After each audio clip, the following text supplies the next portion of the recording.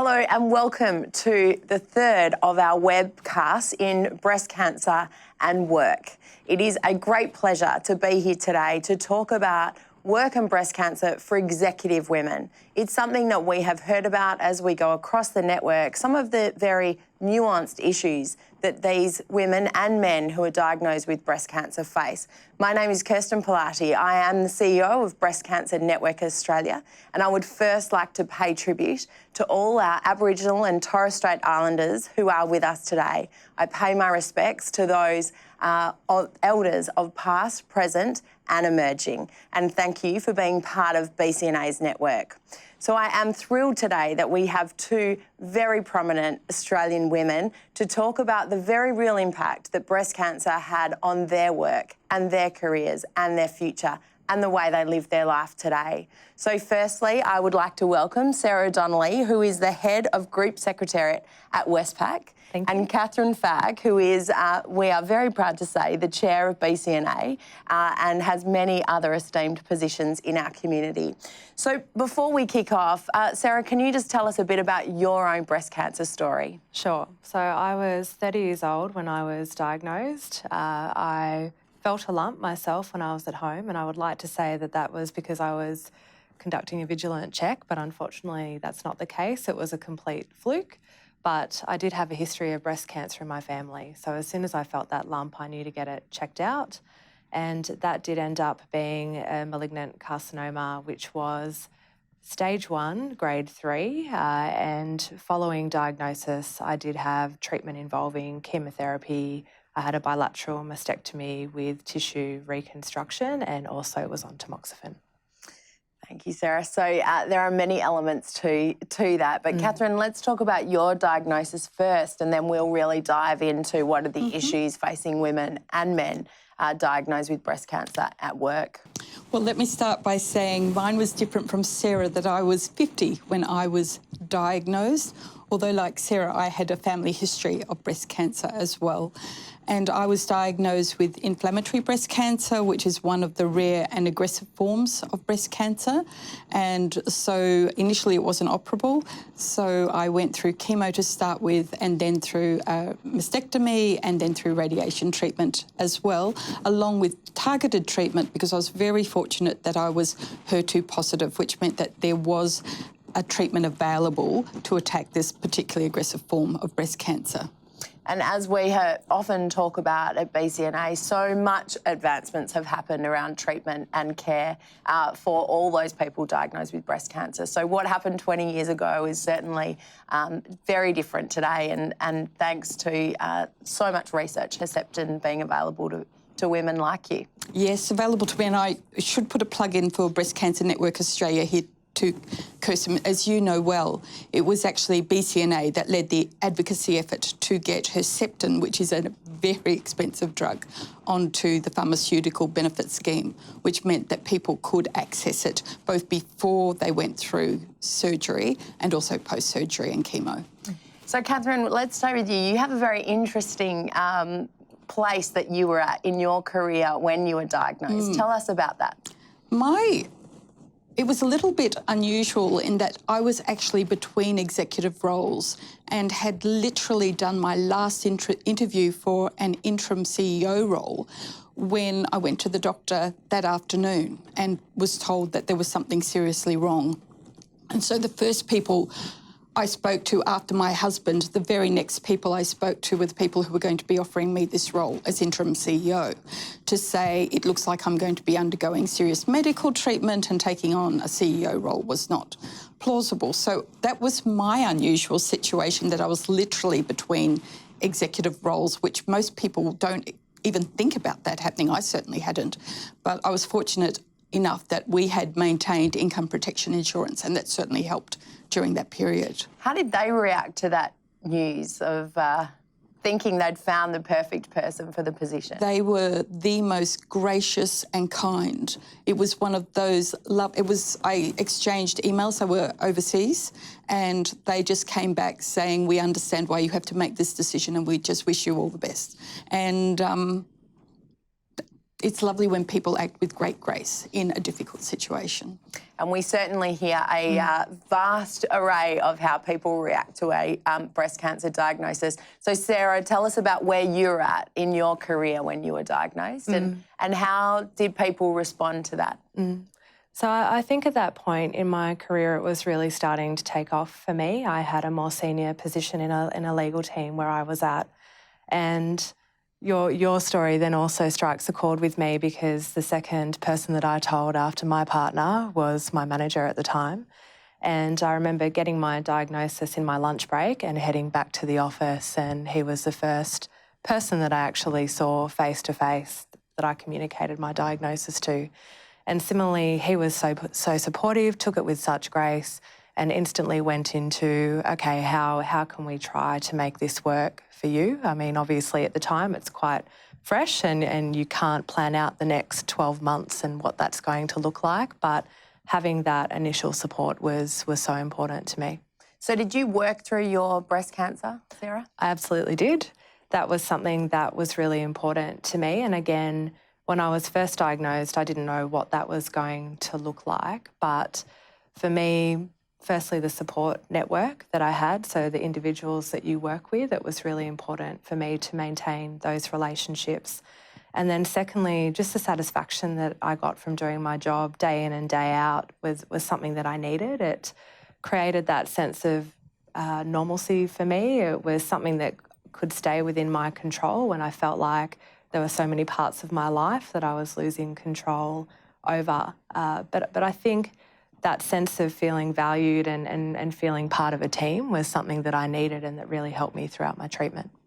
How did people kind of respond to that within your team? Was there some people who were amazing and others completely challenged by it? Absolutely. There were people that thought that I was completely mad and thought, why isn't your priority on your health and going away and getting better and taking time to recover?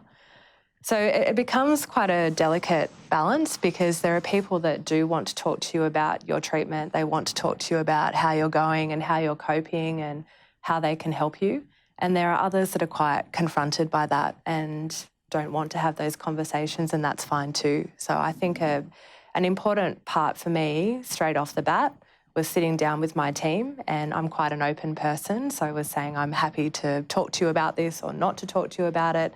Please don't feel like you need to walk on eggshells around me. And so I think just opening up that dialogue was really important for me. Kathrynn, you have been a big part of Chief Executive Women, and I have no doubt that you've heard a lot of different stories about how, not just in cancer, but how women who have been diagnosed with something serious impacts their work and life. What are some of the important elements you think around telling people about that initial diagnosis? It's an interesting question, Kirsten, because people are going to have to look at what their own situation is.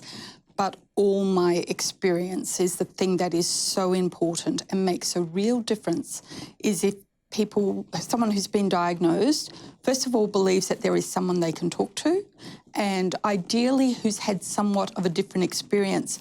I have talked to a lot of women who've been diagnosed whom I didn't know previously, but one of their friends knew me, and they said, would you talk to one of my friends?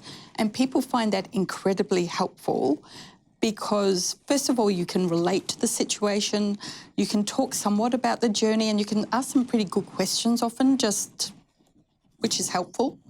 And then in many ways to see someone who's come through the other end and however it's panned out is clearly enjoying life and doing good things. Sarah, you and I have spoken a lot about how executive women find each other because of this real tension of telling people versus having a fear that it will impact your career. How did you find support from other executive women? And again, what Kathryn said just then resonated with me. So a lot of it is actually people knowing that you have gone through this experience and then asking if you can speak to a friend, and you do end up talking to people in all different industries, in all different places in their career that really just want someone else to touch base with. In addition to that, and something that we've spoken about too, is that there is a Working with Cancer toolkit that I had a colleague of mine develop. She developed that.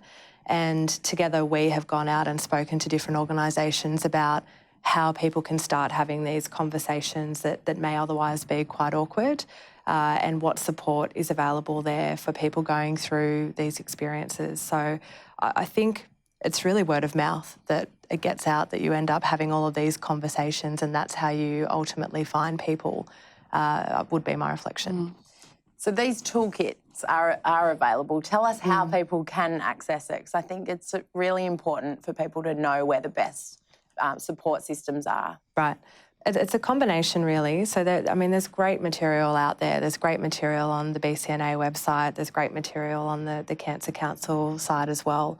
And these toolkits are really something where there's a guide for people that have been diagnosed, their employers, their colleagues and their carers, again, to talk about the conversations that can be had, the frame in which they can be had, and then the support that might be available. So a big part of that too is really getting companies on board to think about what are our workplace flexibility or other arrangements that we already have in place for things like people that are working that have families or other policies, and how can we adapt those policies to people that are experiencing serious illness when they would like to continue working. We had an amazing woman come in and talk to our team at Suzanne's, and she really shared that there's all these policies and protocols in place for a woman to return after having a baby, but there doesn't seem to be any for those who've had time off to come back and return to work. And I think that's, a gap that we want to provide a service for. So it's so fantastic that you were prompted into action to do something to make sure that no one else had to go through what many people have had in the past. So well done on that. It's awesome. Well, it's funny too, because some of it you think is just such common sense. And so you're putting together these frameworks and toolkits thinking, really, why isn't this happening already? And surely this is happening already. But the conversations that I had with people, it was just clear that wasn't happening. So there's no doubt about that. So, Kathrynn, a lot has changed for you post your diagnosis with your career. On your reflections, what have you kind of learned about how your breast cancer has impacted your career and work? So my breast cancer had a very big influence on what happened with my career.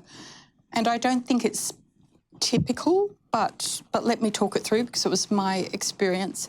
And that was, I was, as I said, just about to go into an interim CEO role, so operating as a full-time executive.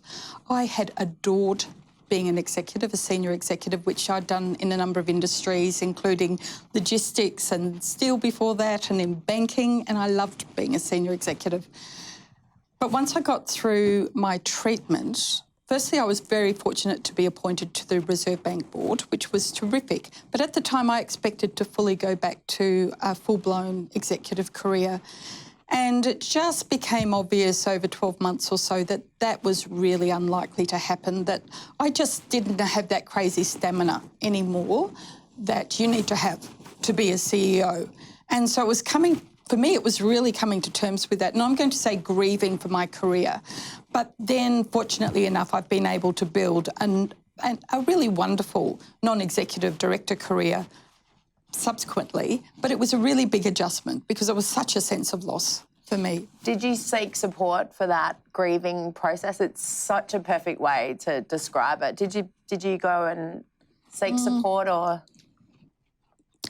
Kirsten, I actually think it was afterwards I really realised what was going on for me, and by the time I realised I could talk about it, and it was very helpful to other people that I could talk about it, and was so willing to say that the reason I switched in my early 50s from a senior executive role to a non-executive director role was because I went through cancer, and otherwise I wouldn't have made that choice.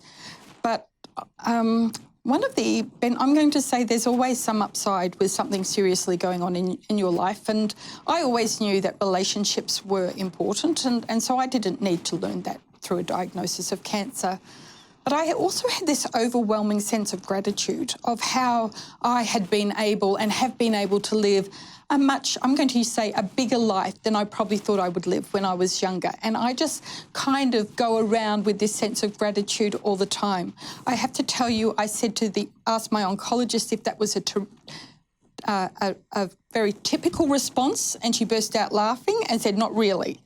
But nonetheless, there is just this constant sense for me that I've been so fortunate what I've done, and I continue to want to make a difference. So I do a lot of work in terms of community service and not-for-profit work. And you are making a significant difference. Well, I know I'm completely biased, but but we're very grateful for that. So you and I talk a lot about the impact of decisions on treatment.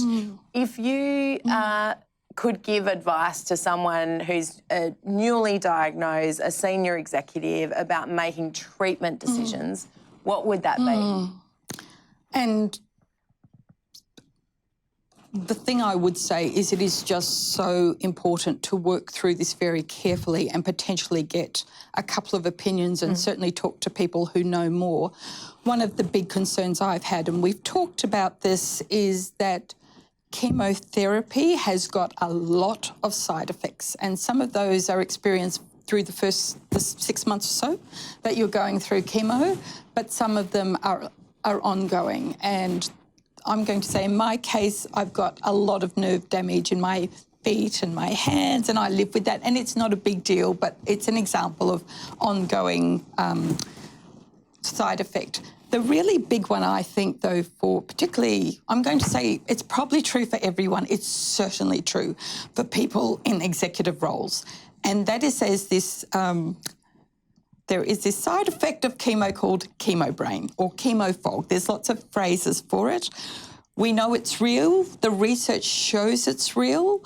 And so I try to make sure when I'm talking to people that they really test what are going to be the benefits of the treatment, and particularly paying attention to chemo. I always joke, though, actually 3 months into chemo, it was like Drano had gone through my brain, and I was incredibly creative and having these wonderful, innovative ideas, and that was terrific. So the really great thing to have would be the upside benefits for your brain with chemo, but avoid those long-term side effects, which can be tricky and I think need to be managed. People need to be very aware of them and they need to be managed and talked about in the workplace. I don't know, Sarah, if you had any experience with it. I was so fortunate, I think, with my chemotherapy experience, and I was terrified of chemo brain. So I had done a lot of reading on side effects, and I think I'd sort of prepared myself for what the physical side effects might be, but thought about chemo brain, and at the time I was a corporate lawyer and thought if this is going to cloud my ability to form judgments and give opinions, how am I going to be able to continue to work? So I was absolutely terrified of that side effect.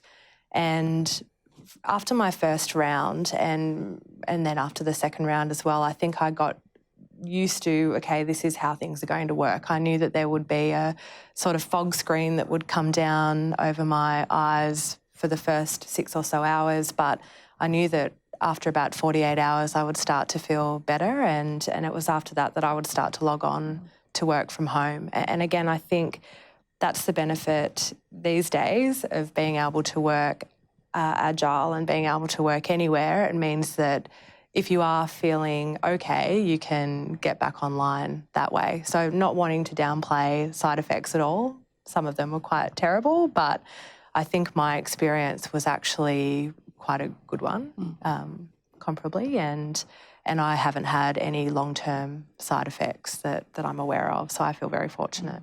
And I think it's very important from BCNA's perspective that people really understand that they have choices to make in their treatment and that they have time to make those right treatment options, and that finding the very best team, the very best multidisciplinary team around you to make the best decision for your own personal experience is just so important. So, Sarah, talking a little bit about that flexibility and working agile, and what kind of advice would you give to another executive woman who might be watching today who needs to have really hard conversations with their managers because their managers may not have been as special and as beautiful as yours.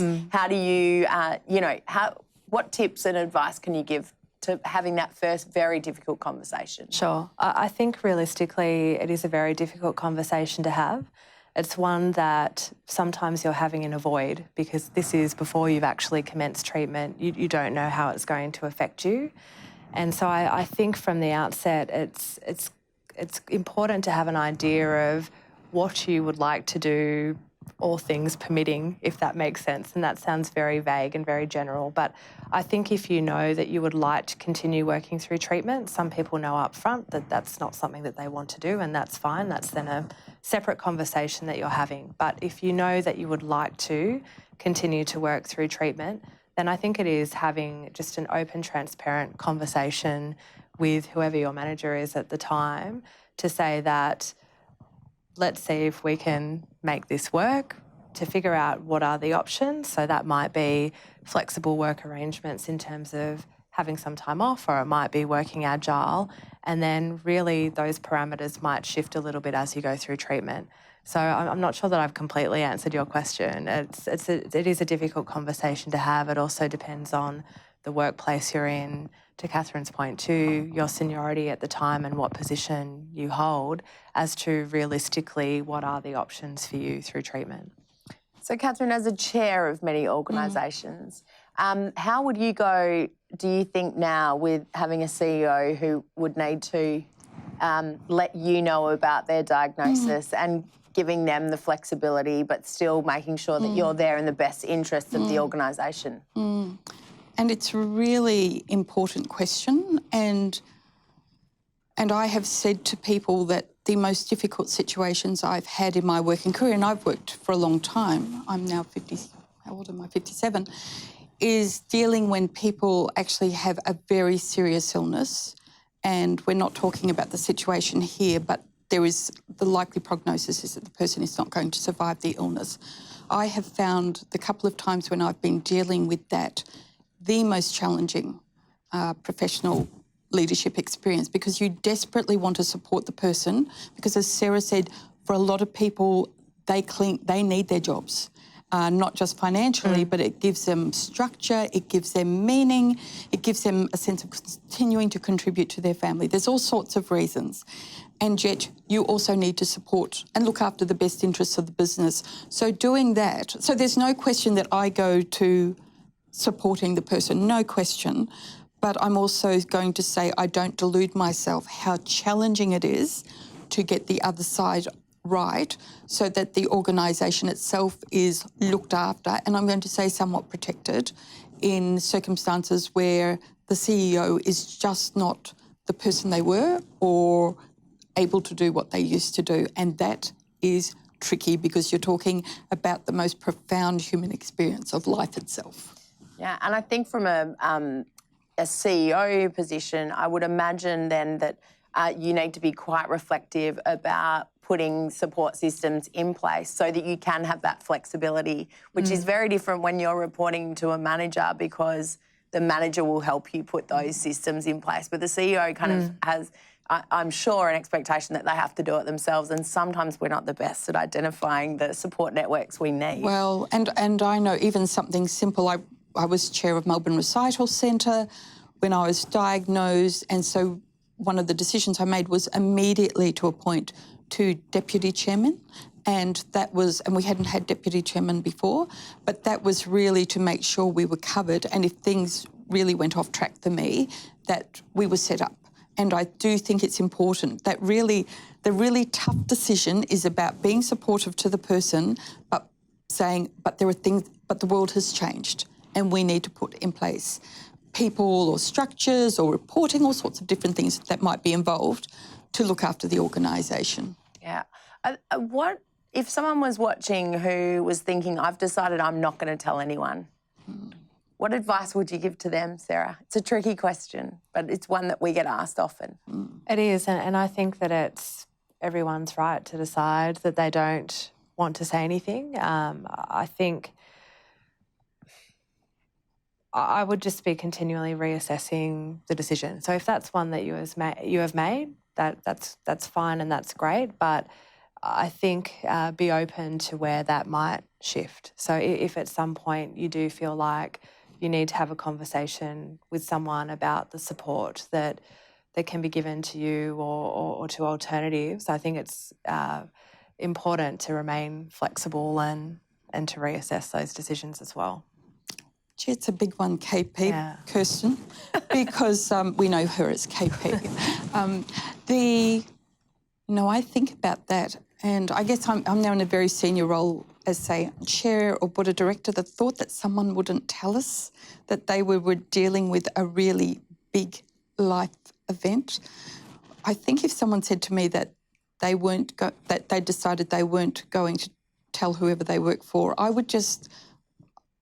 certainly agree that you have to accept people's decision. I would just be checking and asking a couple of questions to make sure that that's going to be the right decision in the long term, because there's just a lot of risk with it. But I do understand there's sometimes in certain circumstances where it's going to make sense for people not to say. But I think the other thing is generally people are way are kinder and more generous than you can expect. And I think that's generally as everyone experience, because guess what, we're all human, and every family has dealt with something, and normally most people can relate. Yeah, and of course there's a legal structure in place to help if discrimination does occur through a cancer diagnosis. And I would encourage people to, if they want more information on that, to look at the McCabe Centre through the Cancer Council Victoria, who has a lot around the legal frameworks that decisions are made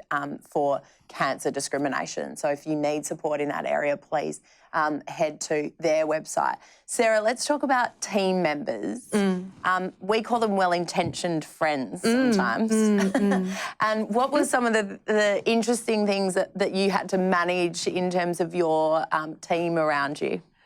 Yeah, and I think I touched on this at the beginning when I said I was quite transparent with my team and said I'm happy to talk about this as much or as little as you would like to talk about it.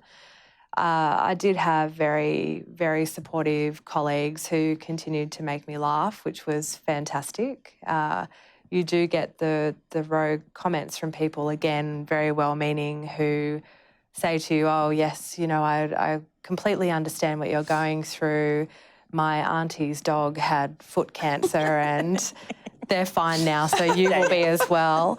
And so I think you just need to take that with a grain of salt and know that people are trying to be supportive of you and are well-intentioned. I think the other thing was people who were used to giving me solid deadlines and were not afraid in coming forward, not backward in coming forward about deadlines.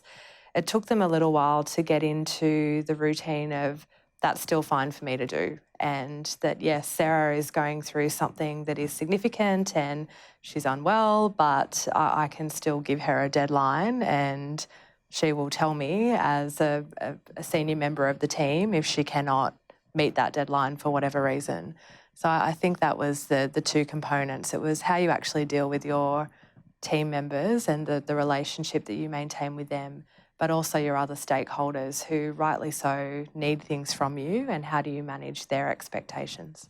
And I think that just that open and honesty, communication, just every time, at every point, because there are some days when you want to talk about it and other days when it's the last thing you want anyone to mention, but you need to give those prompts to people because they don't know what to do, and they're often actually very scared themselves about the impact on the team and the organisation of your diagnosis. So it's also keeping them up to date with, as many of you watching will know, you're running out the door to get blood tests or other tests at different points. And so I think part of your team supporting you, and this goes to how transparent you are and whether you do tell people that this is something that you're going through, allows them to step up and really support you through that as well. And they know if you're not in the office, they can then also manage if they need you, if they need answers from you. They know when you're going to be there, subject to other things happening. But I think that's really important.